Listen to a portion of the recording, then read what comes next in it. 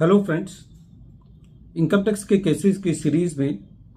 आज जो केस हम डिस्कस करेंगे वो बहुत ही एक प्रैक्टिकल डिफिकल्टी को लेकर के है, जो कि वो चैरिटेबल ऑर्गेनाइजेशंस फेस करती हैं जो कि अपने सेक्शन 12A के रजिस्ट्रेशन के लिए अप्लाई करती हैं और उनका रजिस्ट्रेशन उनको अलाउ नहीं किया जाता और बाद में उनके ट्रिब्यूनल के जाने के बाद जब मैटर को रिमांड बैक किया जाता है और CAT एग्जम्पशन उनको सेकेंड टाइम के अंदर वो रजिस्ट्रेशन अप्लाई करता है, तो ऐसे केस में जब तक एसएससी को रजिस्ट्रेशन नहीं मिला वो अपनी ऑडिट रिपोर्ट फॉर्म 10B के अंदर फाइल नहीं कर पाता और रजिस्ट्रेशन मिलने के बाद यदि फॉर्म 10B अपनी ऑडिट रिपोर्ट बाद में फाइल करता है तो डिपार्टमेंट ये कहता है कि आपने अपनी ऑडिट रिपोर्ट टाइम पे फाइल नहीं की। तो ऐसे केस में एसएससी के अगेंस्ट क्या स्टैंड लिया जाना चाहिए, या रजिस्ट्रेशन मिलने के बाद एसएससी बाद में अपना फॉर्म 10B सबमिट कर देता है तो क्या वो एसएससी को अलाउ किया जाना चाहिए। यही इशू प्रेजेंट केस में नागपुर ITAT ने अपने case Shri पंचमूर्ति education society versus income tax officer के केस में डिसाइड किया और ये case 126 ITR tribunal page number 523 पर रिपोर्ट हुआ और इस केस का जजमेंट 21 जनवरी 2025 को आया। प्रेजेंट केस असेसमेंट ईयर 2011-12 से रिलेटेड है। प्रेजेंट केस के अंदर एसएससी एक पब्लिक चैरिटेबल ट्रस्ट है जिसको पहले सेक्शन 10 सबसेक्शन 22 के अंदर एग्जम्पशन मिली हुई थी और बाद में इस पब्लिक चैरिटेबल ट्रस्ट ने सेक्शन 12AA के अंदर 30 मार्च 2017 को रजिस्ट्रेशन अप्लाई किया। जब ये रजिस्ट्रेशन की एप्लीकेशन CIT एग्जम्पशन के पास गई तो CIT एग्जम्पशन ने इस एप्लीकेशन को 29 सितंबर 2017 को रिजेक्ट किया और जो रिजेक्ट करने का जो मेन कारण था वो ये था कि जो एसएससी की जो डीड है उसके अंदर डिसोल्यूशन क्लॉज मेंशन नहीं है। एसएससी ने इसके अगेंस्ट ट्रिब्यूनल में अपील फाइल करी। इन द मीन टाइम क्योंकि एसएससी को अपनी रिटर्न फाइल करनी थी तो एसएससी ने अपनी इनकम टैक्स की रिटर्न असेसमेंट ईयर 17-18 को 30 मार्च 2018 को फाइल करी,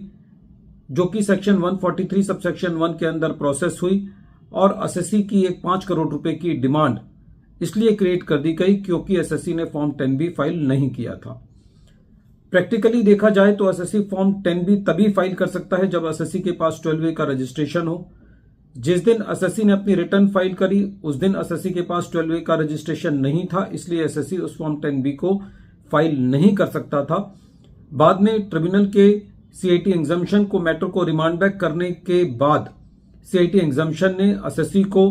23 नवंबर 2022 को रजिस्ट्रेशन ग्रांट किया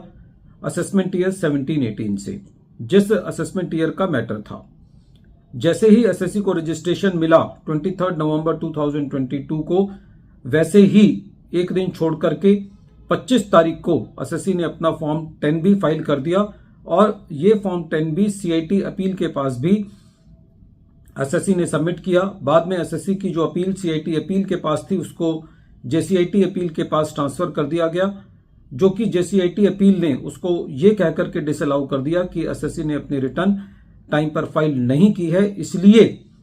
एसएससी को सेक्शन 11 और 12 का बेनिफिट नहीं दिया जा सकता। जब ये मैटर ट्रिब्यूनल के पास गया तो एसएससी का ये कहना था कि एसएससी अपना फॉर्म 10B ड्यू डेट के अंदर फाइल ही नहीं कर सकता था क्योंकि 12B फाइल करने के लिए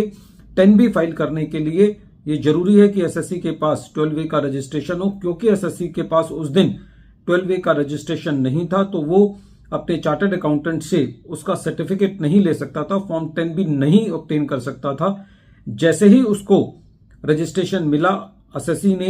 2 दिन के अंदर अपना फॉर्म 10B